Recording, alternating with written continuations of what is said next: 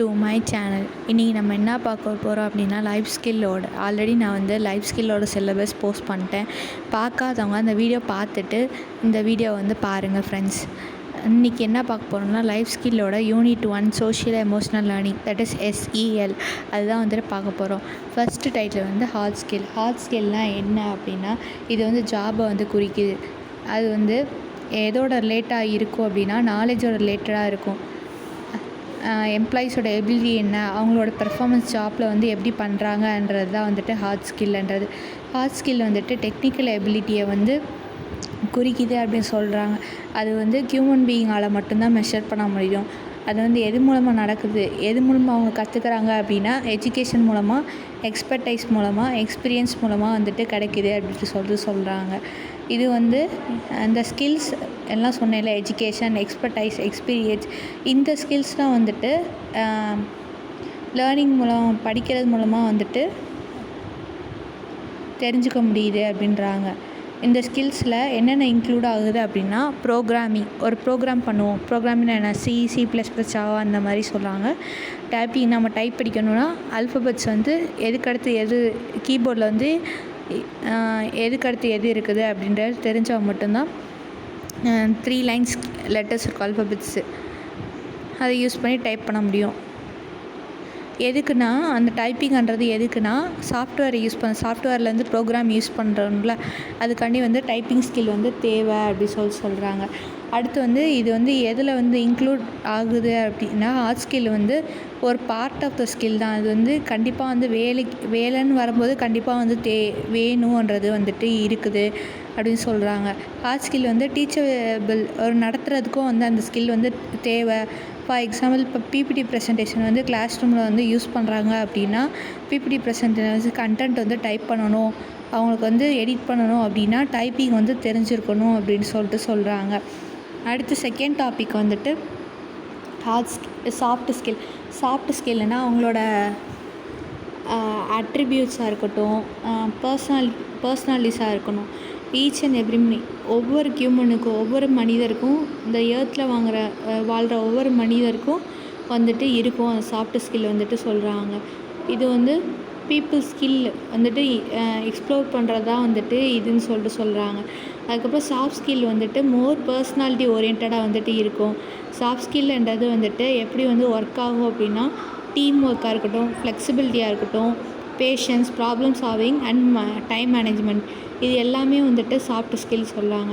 Soft ஸ்கில்ல இது மட்டும் இல்லாமல் பாடி லாங்குவேஜ், இப்போ வந்து நம்ம பேசிக்கிட்டே இருந்தால் வந்துட்டு பிள்ளைங்க வந்து கவனிப்பாங்களான்னு கேட்டால் கவனிக்க மாட்டாங்க. இங்கிட்ட அங்கிட்ட வந்துட்டு மூவ் பண்ணி ஐ கான்டாக்ட் வந்து எல்லார் மேலேயும் இருக்கணும். அது மட்டும் இல்லாமல் ஜெஸ்டர்ஸ் வந்து நம்ம யூஸ் பண்ணணும். அதான் வந்து பாடி லாங்குவேஜ். கம்யூனிகேஷன் அன்றது வந்துட்டு எல்லாருக்கும் புரிகிற மாதிரி வந்துட்டு நடத்தணும். எல்லாருக்கும் புரிகிற மாதிரி கிளாஸ் எடுத்தால் மட்டும்தான் நம்மளுக்கும் பெனிஃபிட், ஸ்டூடெண்ட்ஸ்க்கும் பெனிஃபிட், அவங்க கட்டுற ஃபீஸ் முதற்கொண்டு பெனிஃபிட்டாக இருக்கும்.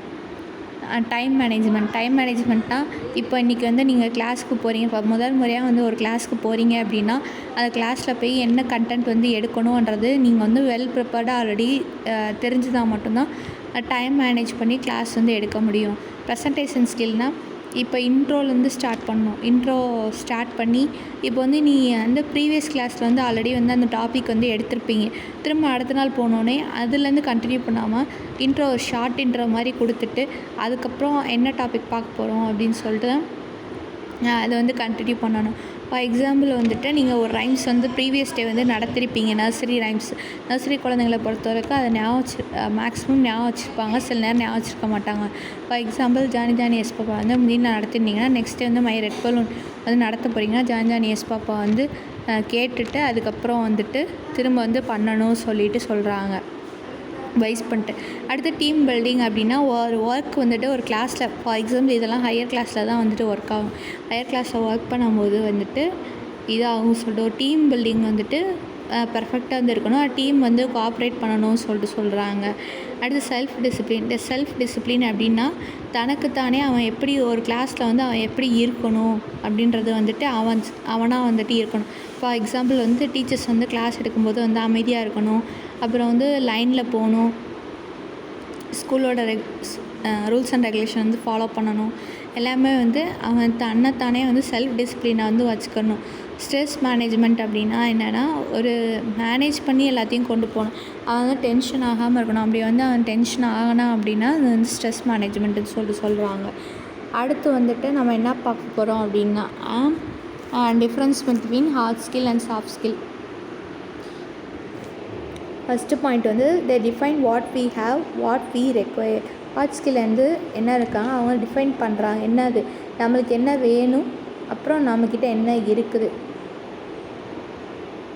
அப்புறம் வந்து சாஃப்ட் ஸ்கில் வந்துட்டு எது வந்து நம்ம யாருன்றது ப்ரூவ் பண்ணுறது தான் வந்து சாஃப்ட் ஸ்கில்.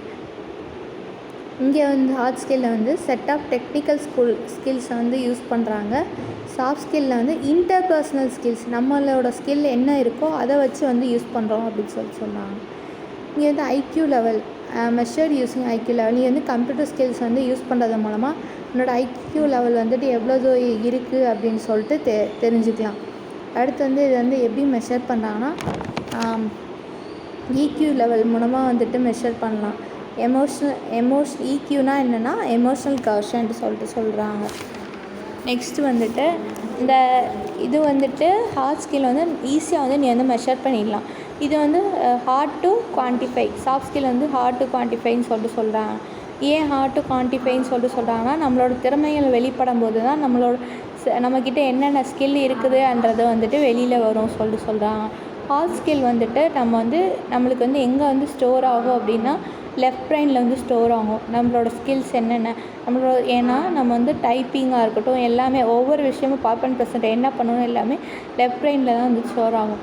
இது வந்து ரைட் பிரெயினில் வந்து ஸ்டோர் ஆகும். சாஃப்ட் ஸ்கில் வந்து இது வந்து எமோஷ்னல் சென்டராக வந்துட்டு இருக்கும் அப்படின்னு சொல்கிறாங்க. அவ்வளோதான். ஹார்ட் ஸ்கில்னால் என்னென்னு பார்த்தோம், சாஃப்ட் ஸ்கில்னால் என்னென்னு பார்த்தோம். Difference between soft skill, hard ஸ்கில்க்கும் சாஃப்ட் ஸ்கில்க்கும் பார்த்தோம். Thank you friends. இது மாதிரி நிறையா விஷயங்கள் லைஃப் ஸ்கில் மட்டும் இல்லாமல் நிறையா நோட்ஸ் வந்துட்டு வேணும் அப்படின்னா கமெண்ட் செக்ஷனில் டைப் பண்ணுங்கள். சப்ஸ்கிரைப் பண்ணுங்கள், ஷேர் பண்ணுங்கள், லைக் பண்ணுங்கள். பாய். தேங்க்யூ.